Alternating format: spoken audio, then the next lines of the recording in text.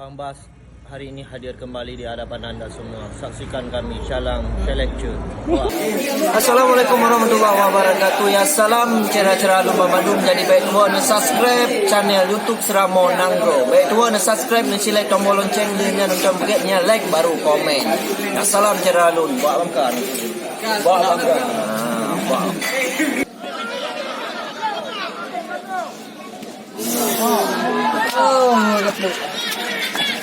Ni apa tu ya?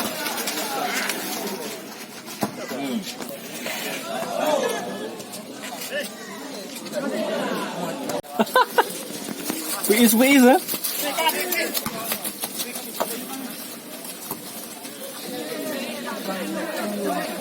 Kumat bola alik juga. Ya, kau buka.